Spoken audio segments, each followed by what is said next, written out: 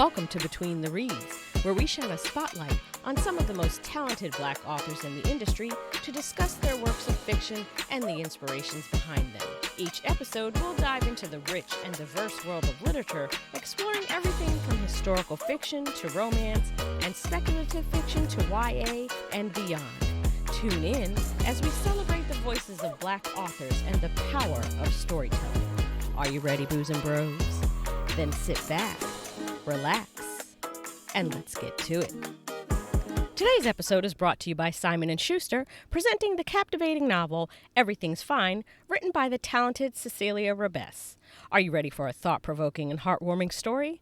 Well, grab a cup of coffee and settle in, because this book is the Mocha Girls Read National Book Club's July Pick of the Month. Meet Jess, who's about to embark on a roller coaster journey at Goldman Sachs.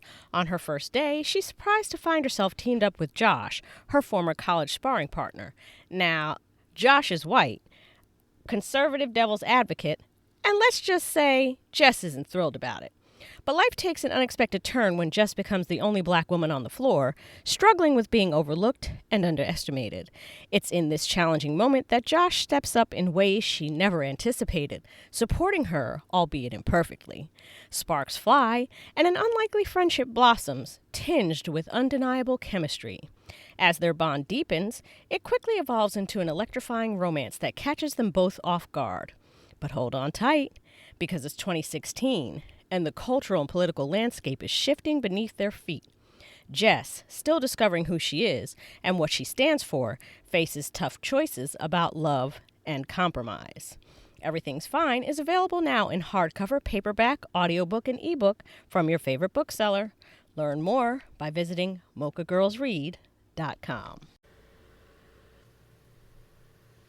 Vanessa Riley is the award-winning author of Island Queen, a Good Morning America buzz pick. Riley's historical novels showcase the hidden histories of Black women and women of color, emphasizing strong sisterhoods and dazzling multicultural communities. Her works encompass historical fiction, historical romance, and historical mystery, and have been reviewed by The Washington Post, Entertainment Weekly, NPR, Publishers Weekly, and the New York Times. This Southern Irish Trini girl holds a doctorate in mechanical engineering and an MS in industrial engineering and engineering management from Stanford University. Riley also earned a BS and MS in mechanical engineering from Penn State University. Her research skills have helped NASA, GM, Hewlett-Packard, and several startups. Yet her love of history, Caribbean, Georgian, and Regency, and lattes overwhelmed her passion for math and has led to the publication of over 20 titles. Vanessa is a member and former president of Regency Fiction Writers, a member of Georgia Writers Association, the Historical Novel Society, Crime Writers of Color, and on the board of directors of Christian Book Lovers Retreat. She's an avid baker who loves creating her Trinidadian grandma's cake recipes. You can find Vanessa writing on her southern porch with proper amounts of caffeine. Vanessa Riley, Dr. Vanessa Riley, welcome to Between the Reads. Thank you, lady. Thank you for having me. It is my honor and pleasure to have you here. Y'all, we were just talking, Dr. Riley here is highly qualified to write fiction and to do a whole lot of other stuff. The sister is representing us in the STEM field. You hear me? All right. All right. Ma'am. So start by telling our readers what Queen of Exiles is all about. Queen of Exiles is a story that everyone should know about. Mm-hmm. As somebody who dabbles in history, there's nothing more infuriating than finding a woman who has done so many interesting things, and she's reduced to the wife of, or she's reduced to, in this particular case, every time I see her name, I see sorrowful queen. They focus on the tragedies of her life as opposed to the successes. And to me, that's very infuriating. Our story is broad and rich, and yes, there is sacrifice and tragedy. It's part of, it's part of the DNA. It's part of the fabric of just living. But to reduce this woman to just those elements of her life, it's infuriating. So background, Queen Louise, or Marie-Louise Christophe. She was a hotelier's daughter. So in Saint Domingue, which was Haiti before the revolution, her father owned one of the expensive hotels. He was a free black man owning a hotel, and the creme de la creme stayed at this hotel. So she saw the expensive women coming in, and the linens and the fabrics and the decorations and all the things that the upper crust liked, because her father's hotel was one of the ones that everybody wanted to stay in. Wow. And one day, this man who he was formerly enslaved, gained his freedom by fighting in the American Revolution. This is the other piece. The Haitians really are the MVPs of the early world. That was my next question. And so this brother gets his freedom from fighting in the American Revolution. He comes to Haiti. He's working for her father, and they meet, and it's kismet. Girl, unfortunately, the girl was only 14, so they had to keep them suckers apart. They did it for 2 years, and they finally said, whatever. Right, like, y'all stay in that corner, you stay in that corner. Exactly. This is one of those love stories that we all need to know about. A strong black man, a strong black woman, and they loved each other fiercely. But this is also a circumstance of like how life keeps moving and the goalposts keep changing. So when they meet, he's thinking about going back into the military, or actually the revolutions are starting to happen, so the revolts are starting to happen. And so the revolts are starting to happen, and so he's getting involved. He's fighting in those, and then he gets into the indigenous army, which is being gathered by all parts of Haiti to throw the French out. He becomes, very successful. He becomes a captain, and he becomes a general. So now she's the wife of a general. Then he becomes the number 2 man right under Jean-Jacques Dessalines, the man who is liberating all of Saint-Domingue, present-day Haiti. Jean-Jacques is successful. The French, are driven out. He becomes the emperor, and he has written a constitution where everybody's black. That's a whole nother discussion in itself. Everybody who's left, the Blancs who stayed and fought, the Taino Mountain, the Indians coming down from the Taino, from the mountains, all the black people and the colored people. And that's another discussion, because the coloreds and blacks, two separate, Two different things. Two different things. All right. But now she's the wife of number 2, and then Jean-Jacques is assassinated, and Christophe takes power. But those forces that brought them together are also the ones that are taking them apart. The coloreds typically have more education than the blacks. Right. Because they've mixed race parentage, so they're gaining education, and they're upset that the blacks who don't have as much education are the leaders. They just couldn't fight worth crap. The black folks is the one that, they brought the African ways, the indigenous ways of fighting, and that's what liberated Haiti. That's Jean-Jacques.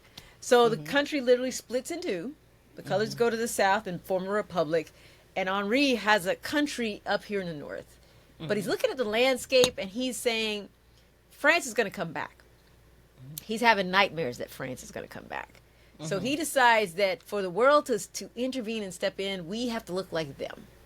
So we need to be a kingdom, because they understand peerages. They understand titles. So I'm going to form a kingdom. I'm going to be king. That means you're going to be queen. And she's like, say what? Say what now? Who's I didn't exactly sign up for all this, Henri. I love you and all that, but I didn't. We've already lost one son because of the revolution, and now you're going to put a bigger target on us because. And he's like, you got to trust me. Believes in. So she believes in him, and she's trying to support him. But as he is still fearful of France coming back and over-militarizing and building up the kingdom, she sees the politics on the ground. So she's trying to steer him, trying to navigate him, trying to keep... in my opinion, he's one of those visionaries that he's like 2 or 3 steps ahead and forgets to tell everybody why we're doing all of this. Right? He's just like, come on, follow me. And they're just like, exactly. and she sees it, and especially because she understands it was the African ways that freed us. And you are turning your back, it appears you're turning your back on that to be European. And so she's trying to fill the gap, and there's things that they do that I think when somebody reads this book, they're going to be like, if they had succeeded, where would Haiti be now? Right. Exactly. Exactly. So I want to break off there. A couple of things that you mentioned are actually questions that I have. So, like you said, Haiti really is the MVP of our history as a people. You know, there's just so much that happened there, and we really don't know that much about it in the scope of things. Wonder why that is. So, can you share? I know there's a lot of things, and this seems really unfair to ask for this small number, but can you share just 3 really interesting things that you learned about Haiti from writing this book? That Henri and Louise had a progressive vision of Haiti. They brought vaccinations to Haiti. So they get the best educator from the United States, Prince Saunders. His name is literally Prince Saunders because in the tradition here in the United States, to make the mothers, particularly formerly enslaved mothers, would name their children honorifics so that they automatically commanded respect when someone spoke their name. So Wow, Prince right. Saunders, he's a leading educator. They bring him in, and at one point you could walk into schools and these young people who are fresh off the plantations are learning French and English. And you can walk down the halls and hear all of that. Wow. To me, that was amazing. The bringing of vaccinations. I mean, think about that. Right. During this time frame, we're talking about 1812, 1815. Right. You know, and they've thought about we need to have vaccination programs here. And then just that the things that we know of Haiti now that still exist, the Citadel, which now it's the 8th wonder of the world. Louise and Henri built that. The Palace de Saint-Souci, it's, you know, earthquakes have made it into just ruins, but it's still there. Henri built that for Louise. Amazing. Amazing. So, the Kingdom of Haiti. Now, I never knew. I've read about, because I wrote a book and I there's some Haiti history in my book because there's a plantation here in Maryland that was actually, it was called L'Hermitage, and I actually visited it, and it was owned by a white Haitian who fled the revolution and kidnapped 12 Haitians and brought them here. So, you know, I've read a little bit, and I have some books, and I've, you know, read a little history on my own, but I, even in the reading that I've done, never came across the fact that Haiti had its own kingdom.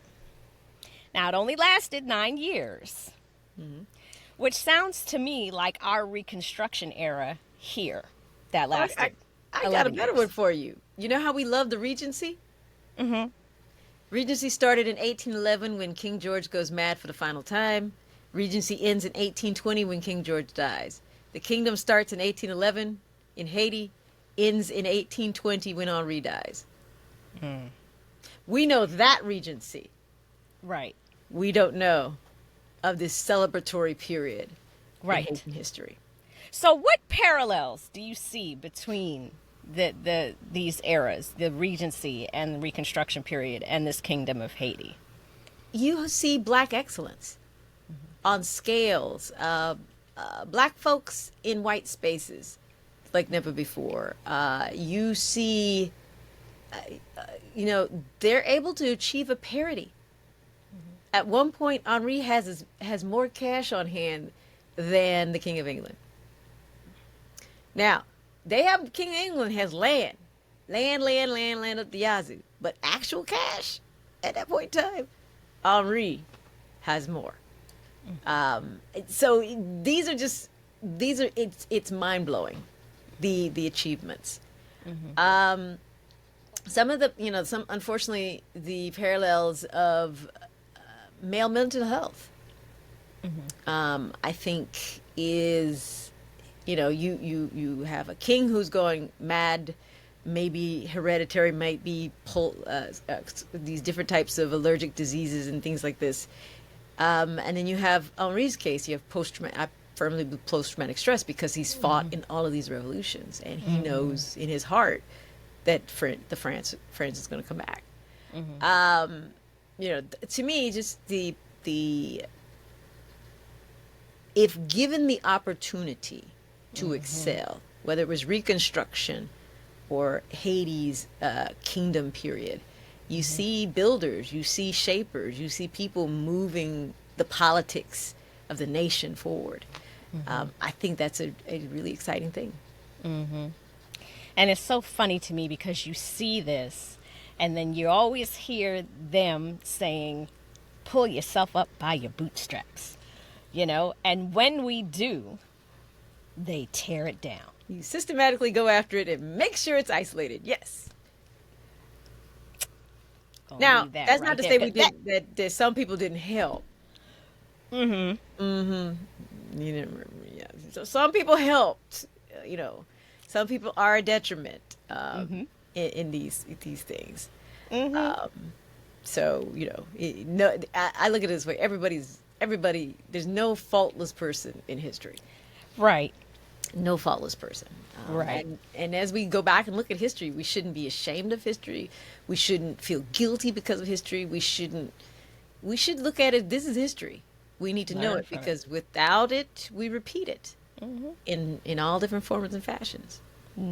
That's why I'm wearing my little Sankofa. Learn from the past. Gotta learn from the past. I don't know why people are so, and especially a certain shade of people are so scared of allowing history to be taught. How about we just learn from it so that we don't keep making these mistakes? But it seems like, you know, we're just going backward. And like you said, it's not by accident that we don't know about all of this great history with Haiti. It's not by accident. It's not by accident at all. Yep. So tell us what you found most fascinating about the research process for this book. One of the most fascinating things is how much was right there under everyone's noses and no one paid attention. I think we were speaking off air, and when I first started researching Louise, I often found the word sorrowful next to her name, Sorrowful Queen. And so you get this picture from modern historians, let's say 1960s on forward, that only look at the tragedies she survived and don't even give her the credit of surviving them. They say Sorrowful Queen. And they have a picture of that when she and her daughters flee to Europe when the kingdom falls, that they are isolated because they're black, that they have no money because they're black, that they just eke by because they're black. And that is so far from the truth. They are now starting to put up plaques in London. Wow. And one plaque they put up on Marylebone Street, Madame Christophe and her daughters lived here. Marylebone Street, for those who don't know, is very close to something called Mayfair. It's actually in the outskirts of Mayfair. So you were there. You went there. Yes, I went. Oh, wow. Mayfair is one of the most expensive places in London to live. And Madame Christophe and her daughters live there. And they have a plaque. They have a plaque. Then they put up another plaque in Hastings. I actually got to go into this house, and this house is perfectly preserved. Everything from the pine floors is just beautiful. And the woman who owns the house now, she let me go into her sitting parlor. That you could picture Louise sitting in the rocker next to the fireplace with her tea, and the window has a wide open view of the sea. Wow. This is not cheap property. This was not given to her by the kindness of someone's hearts. That don't sound like that's a completely sorrowful life to me. Exactly. And then take it that she and her daughters have their newspaper clippings of everywhere they went. So when she went to Belgium, it says Madame Christophe and her daughters are in Belgium. She's staying at this hotel. This is the number of servants she has with her. She goes to another hotel. She goes to she goes to Rome. She goes to Austria. She goes to Baden-Baden. She goes to other places, Dresden and Germany. I find newspaper clippings. She, in my opinion, is the first media stalked. So she had her own paparazzi. Yes. And if you're going to all the spa cities, I don't think you can. You might be a little sad. I don't think you'll be sorrowful. Right, right. So is that why you included the excerpts at the beginning of each chapter with the actual pictures of articles? Because, I feel like you were trying to show Marie as this whole person, this full person, not just this sorrowful woman that history is trying to say she was. Absolutely, because there's a point where I was amused, finding all these various clippings, because the clippings serve a purpose. One, to show you this is her authentic life. This is not something, because with historical fiction, sometimes it's hard to tell what's the fiction part, Right. what reality. I wanted you to see the clippings so you could see what Queen Marie-Louise's reality was. The other thing is sometimes there are political overtones in some of these that I want you to have in your mind as you go into the chapter, because Louise and all the cast of characters are aware of the politics that are going on. And then some of them were just batty as all get out. My favorite was a clipping after they had been crowned king and queen, and they were like, he still has his old black wife. When is he going to get a new duchess? I was like, y'all gonna think I'm making this foolishness up, and no.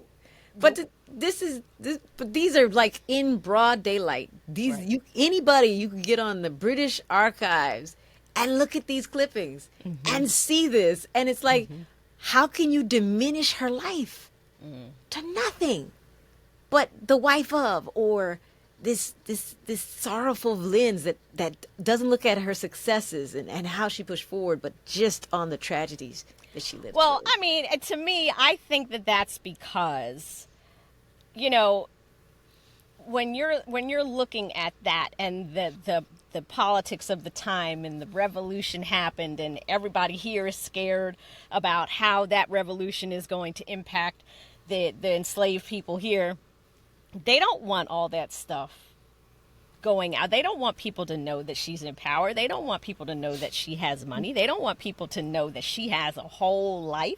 They just want to downplay it because they don't want other people getting ideas, if you ask me. Well, yeah, there is definitely that point. But this is like, remember, during that time frame, everybody's watching her. So they see all this fabulous. This revision history comes like the 1960s, where they don't want us to realize that our story entails something other than enslavement. Something other than struggle and brokenness and sorrow. Absolutely. Absolutely, because they don't want anybody getting any ideas.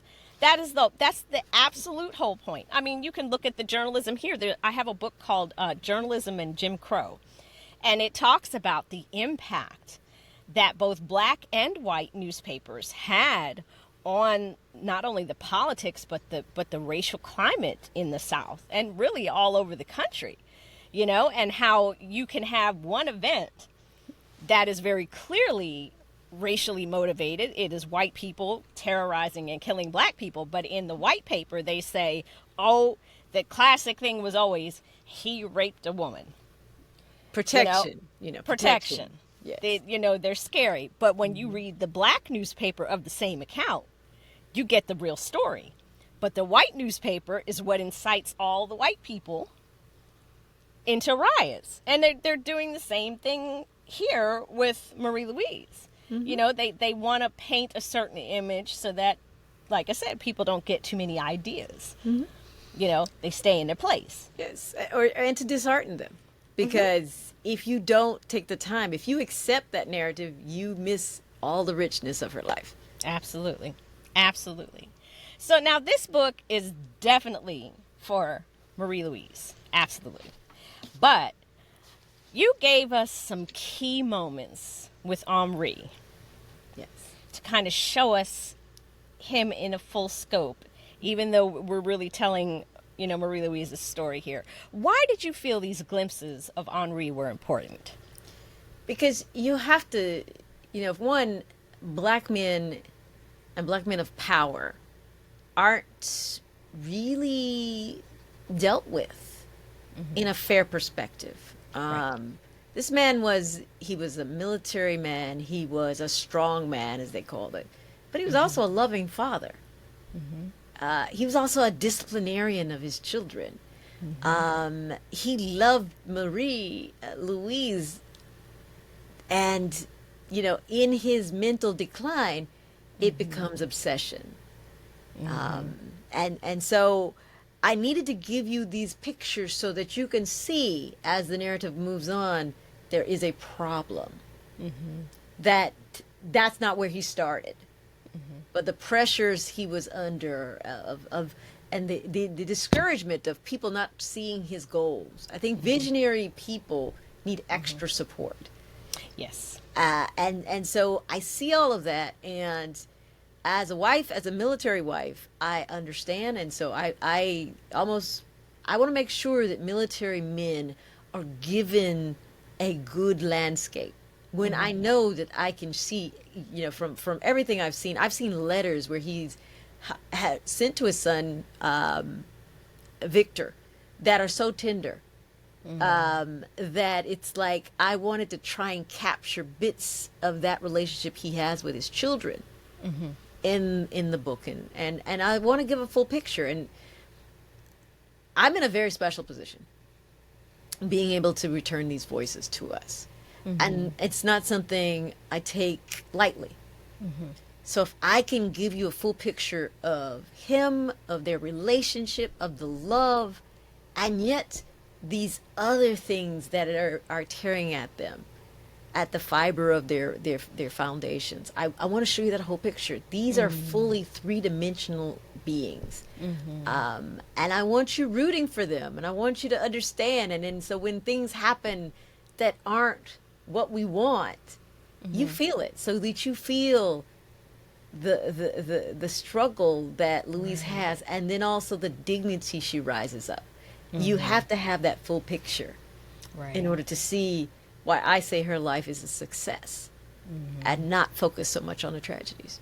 And I think it's important that you do that, because I'm a big Civil War buff, Reconstruction era, and I read journals that enslaved people wrote, and that was the first time that I really got to see them as people, and that's when my labels changed from the slaves to enslaved people, because they really had whole lives. Yes, they were living in slavery. It was horrible. It was brutal. It was unimaginable terror. There were a lot of unspeakable things that went on, but even in the midst of all that, they had lives. They got married. They had children. They, and yes, they had some children that were, of course, a product of rape, but they had children too with people that were their, husband and wife. And they managed to have these whole lives, and they had, some were fortunate enough to be able to rent themselves out and buy their own freedom. So I think we forget in the scope of things that there's more to it than just that tragic. It's very large, but just that tragic piece. And I think that's what you did here with Henri and Marie-Louise. You showed us, yes, the tragic parts, but you showed us the whole circumference of their lives. So, Thank you. Because that's my goal. I am never going to apologize for enslavement. It is a stain, and it adds to the language of pain, of what we've gone through, and it shapes lenses. And so, but at the same time, I have heard so many people, particularly young people, that don't want to know our history because they think it's all pain. And if I can get a story like this and show you the full 360 of these people, that it wasn't always, it was parties sometimes, it was lavishness, it was jewels, as well as war. Right. I think that's a great landscape to paint. And I'm very privileged to do this woman's life. And to do it right, you have to give Henri his props when he had them. Because when he snapped, girl. You sure did. And speaking of Henri, he had this belief, and you touched on this a little bit. I want to go back and unpack that a little bit more. He had this belief that he needed to model their kingdom after the Europeans to be accepted. And Marie wholeheartedly disagreed with him about that. Let's unpack that a little bit. Yeah. If I wrote a book, Sister Mother Warrior, and Grand Toya is a Dahomey warrior. So for those of you who watch Woman King, sure, Red Sister Mother Warrior, get it. Little update on that. But Grand Toya believes in patriarchy. The king is infallible. The king says we need to take these people and sell them into enslavement. I'm doing it because I'm following the king. Or if the king decides to execute these people, I am carrying out the execution because the king is infallible. When she becomes enslaved, she sees the other side of what that is. And I firmly believe that she decided on a mission to raise up the next generation. So because she has these skills with herbs that she learned in Africa, she brings them here. She's making the children healthier.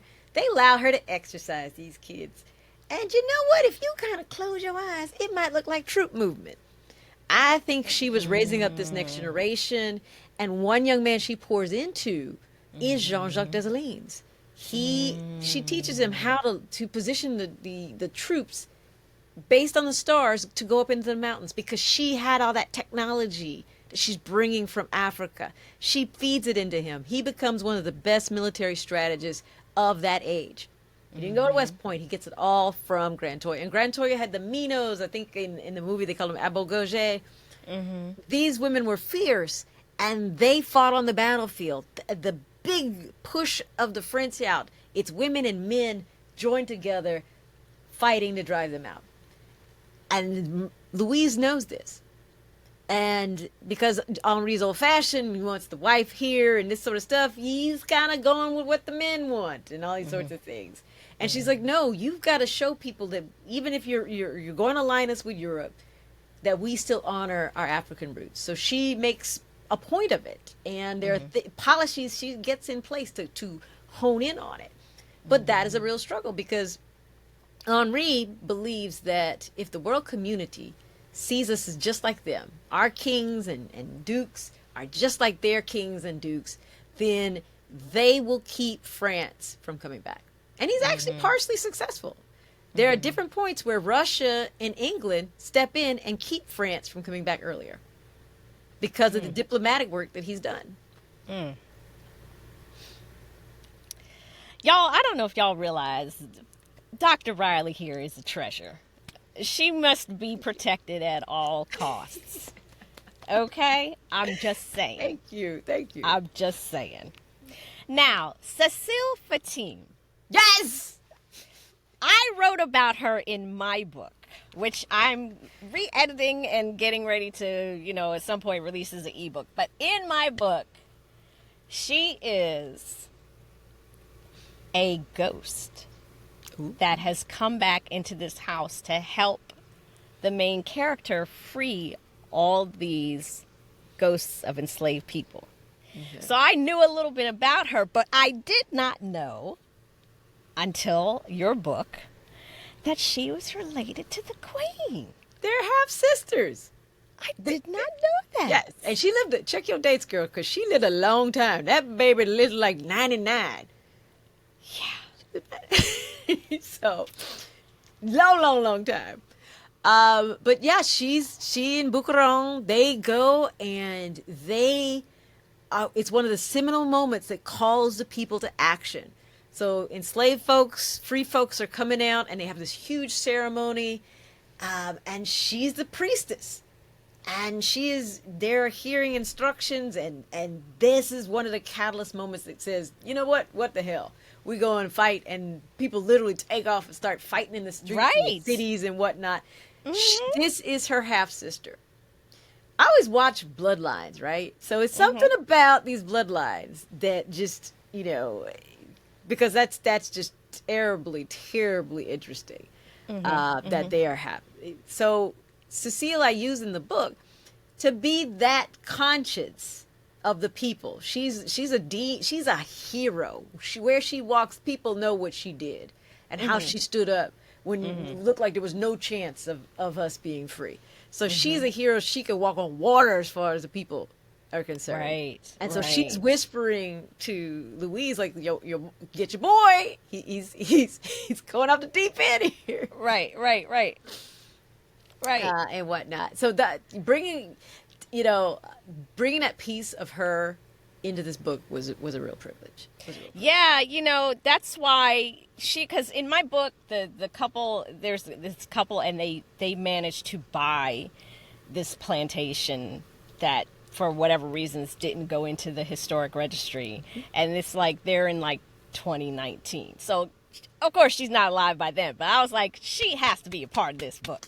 Yes. Because when I was reading about her and the fact that she, had like this basically a rally, and like you said, she just basically was instrumental in starting the revolution. Yes. I said she's definitely got to be.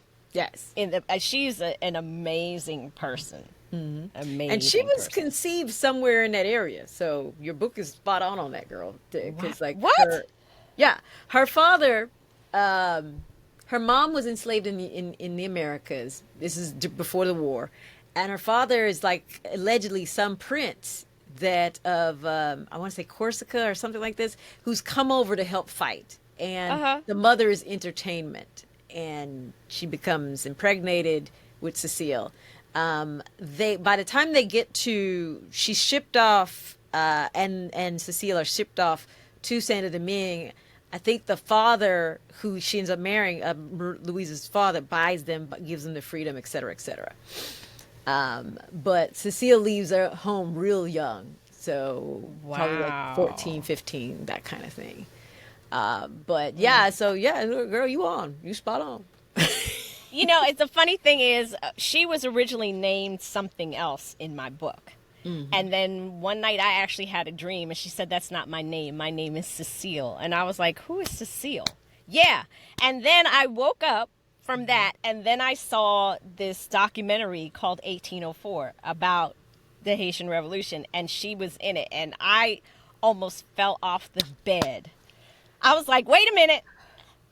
Is she talking to me? Did she really come to me in a dream and tell me? Because this story was stalled until I changed. She said, that is not my name. There you go. I was just like, so, seeing her in your book too, I'm just like, yep.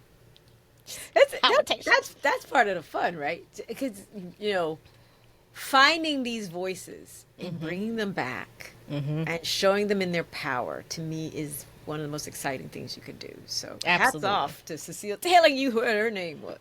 She really did. She really did. And the thing was, when I was watching my husband and that part came on and they started mentioning her, and I just was like, and he's like, what's the matter? You look like you've seen a ghost. And I was like, I did.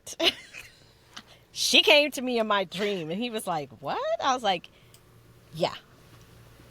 So there's something, and I feel like I feel like the ancestors are really talking because there has been a surge of stories. Your books, there's one that I hadn't read yet, but I realized that that's also part of it called Dear Hayti, Love Elaine.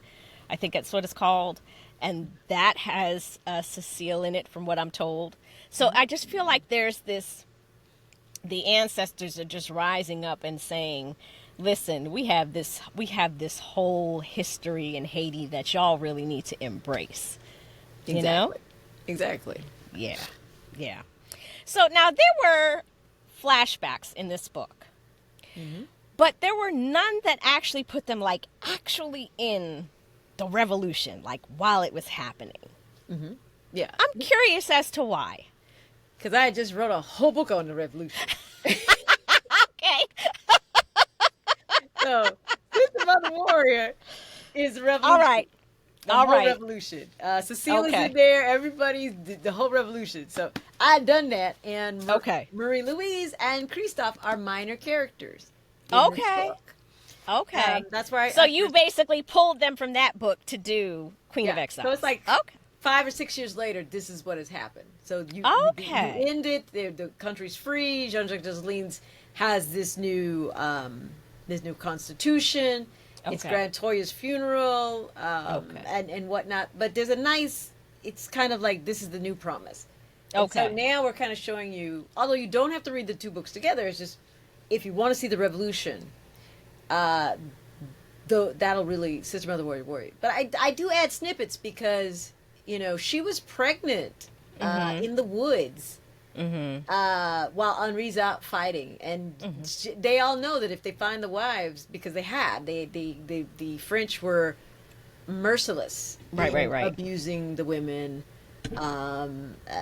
doing all kind of manner of things. So she knew that if she was found, that she would be tortured, she would lose the children, and then they would probably try and get Henri to capitulate because of her. So she was hiding in the woods, and Right. part of that is why I think the one daughter has asthma. Because of Right. this condition. Yeah. Yeah. Okay. All right. So what you're saying is, go read Sister Mother Warrior. It just won George's literary fiction book of the year. I mean, Well, congratulations. you can do that. I mean, look at you. Go ahead with your bad self, Dr. Riley. All right now. All right. Now, the spelling of Haiti. You spell it Hayti. Now, I've seen the spelling like Hayti, Ayti, but tell us about this version, this spelling. Where did that come from? This is the version that's in all of the historical documents. Okay. So this is how King Henri spelled Haiti. Okay. In his documents. Even the spelling of his name, because modern folks try, because he's the French try to make it with an I, Henri. And even though I'm pronouncing it Henri, because it probably would have been because of the French culture, he spelled it with a Y. He was born in one of the British-held countries. Okay. So I think that's where the Y came from. But when he's signing his name on documents and his name's typed up in these books, it's with a Y. So I go back to what have I found in the documents. When I find in the documents, that's what I'm pulling through. And Jean-Jacques Dessalines names it because of the Taino people after Hayti. So that other spelling you were talking about, that's where it comes from. But he's changed it a little bit, but they've settled on Hayti, and I think through the newspapers, I don't see a change until the 1900s. Okay. So it's the Taino people that did Haiti. Oh, that's so interesting. Okay, now in the back of the book, you have author's notes, and you give us, kind of extensive information about these people and what happened to them. So why did you feel that was important to include? Okay. I learned very early on, I had a conversation with Beverly Jenkins. She was on my show earlier this year. She is, the woman is a sweetheart. She is. But I had had written a romance centering Black people in Regency, which is true. And I, was getting these kind of, they weren't there, blah, blah, blah, blah, blah. And Beverly was like, just put it in the author's note. Put it in the author's note. And so as we move forward, this is, we're into our 20/25 books at this point. It's a fashion. I will always craft a note to show you either the history from where the story's origin comes from, or in the case of historical fiction, it's kind of behind the scenes. I want you to know what is true, what's not true, or what I had to sculpt in order to give you a rounded narrative, because the book has to be engaging. You have to have a level of story arcs, whatnot. But I'm a stickler for time, so I'm not going to move dates. I'm not going to add people, main historical figures into places they weren't unless I can prove that they were there, kind of thing. I'm very much a stickler. So, and then I also realized that most folks do not know this history. Yes. So I'm going to show you, literally, what my commentary is on why I made the choices, and then I have a complete bibliography so that you too can go and research to make it life a little easier for those who want to write more within these worlds. So what sparked the stories to write about Haiti and the people in Haiti? What sparked all that? My father's from Trinidad and Tobago. So Okay. my mom is the literature woman. So she made sure Shakespeare and Thoreau and Baldwin, we are, that was our summers. We're reading those kind of stuff. Right, right. But Daddy's a storyteller.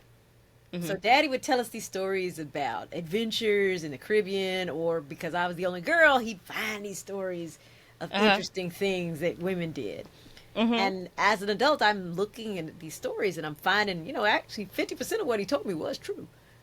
Wow. And I want the West Indies, so many things happen.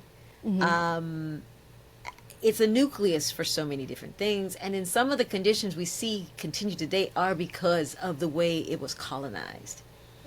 So if we can shed some light on these people so that when you go to an island, you don't think it's just beach and palm trees and hair braiders.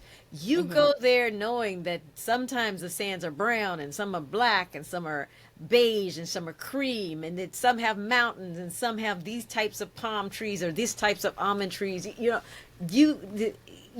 differences in ways a person is freed. If you're a French colony, it's this set.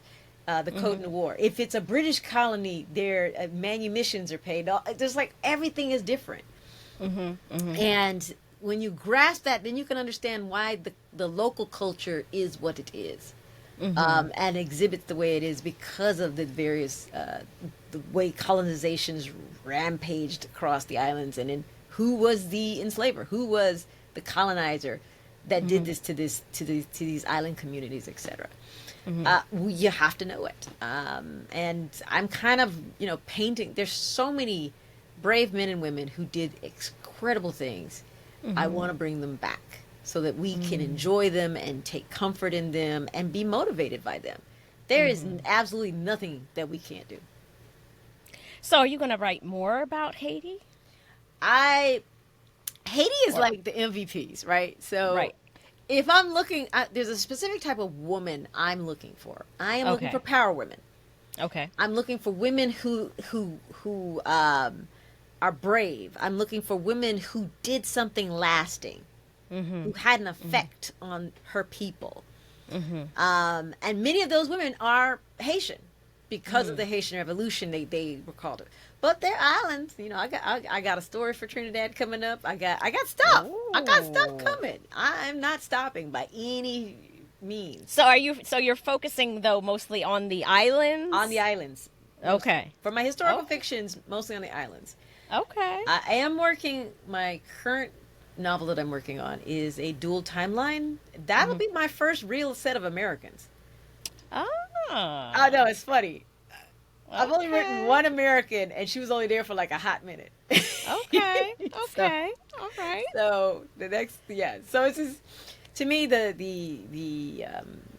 I think we have a number of writers here who are doing amazing work on Reconstruction, on enslavement, and I haven't seen as many American Revolution stories, but those are probably in the works.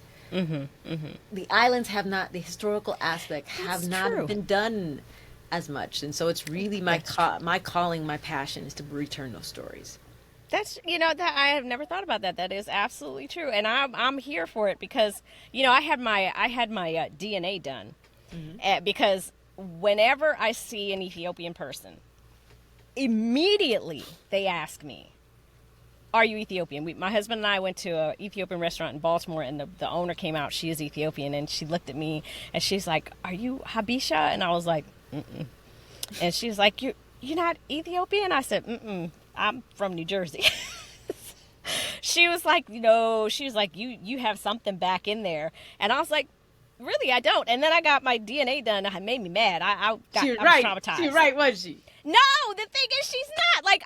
I'm 75% European. Now, I expected 35% because my grandmother is Italian. My mother was born in Italy. My mother's half Italian, half black. I am from, the parts of Africa I am from are Kenya, Nigeria, and the Gambia.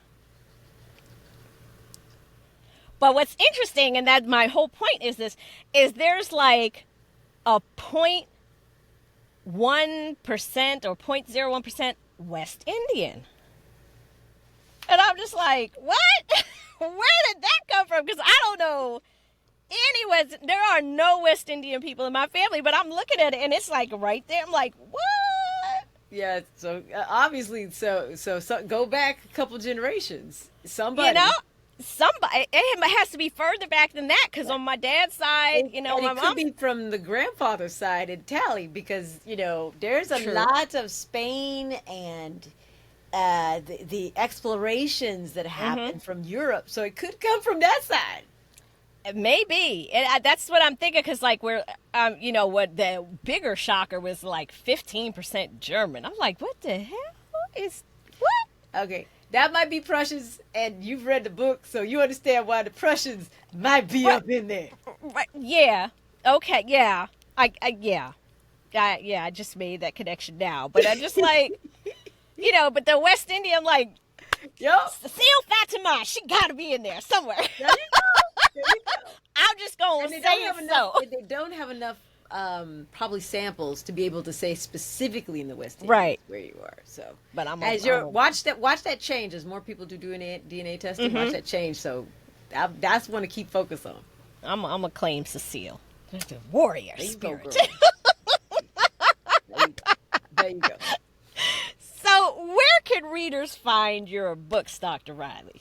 They're everywhere. Bookstores. Right now you can always Books a Million, Barnes and Noble. If you go onto my website, there are about 29 indie small bookstores that are giving away an 8x10 of the cover. So that beautiful image of the cover, it's gorgeous. Really? And so while supplies last, these 29, I'm gonna call them my little hero indie bookstores, because girls and author, it's hard out here, and anytime you can get support from an indie bookstore, because they are still, they're some are doing much better as the world is opening up, but there's still a struggle. They never can discount their books as much as Amazon or Barnes and Nobles or even Books a Million. So I try and spread the word. Now, if Amazon's the only place you can go, you go on over there. 'Cause I'm not gonna say no to a sale. Right. No, we always gonna go for the Yes. sale, because we need these publishers to understand that these books are important and that people want these books. Oh, absolutely. And get the word out, because I think I had an event in Greenville at M. Judson, which is another one of my Shiro bookstores. They're a beautiful bookstore. But I was talking to a young person, and they are resistant to reading about history because they think of it as only being enslavement. But she actually started reading Queen of Exiles, and she was like, "This is good." Good. And I was like, "Yes, you Right. get into this to get these different perspectives." So, buy one book, give it to a young person, Right. or buy 300 books and give it to 300 young. Whatever the math works out for y'all out there. Absolutely. Do what And you y'all gotta do. Get this. do what you got to do. And my favorite new Black-owned indie bookstore is Resist Booksellers in Petersburg, Virginia. They are the first Black-owned bookstore in Petersburg in, I think, over 50 years. Excellent. They just had a major grand opening Juneteenth weekend. So, and I'm pretty sure they carry your books. And if they don't, Demetrius, get on it. But I'm pretty sure they carry your books. Tell her holla. I'll put you on my special indie bookstore list, and y'all will get stuff. I will let Demetrius know as soon as we get off the show. Definitely. I sure will. Definitely. Yeah, absolutely. So, and where can we find you on the internet and social media? I am very much on Instagram. I am on Threads. I am on Twitter, sorta. Facebook, maybe. Yeah.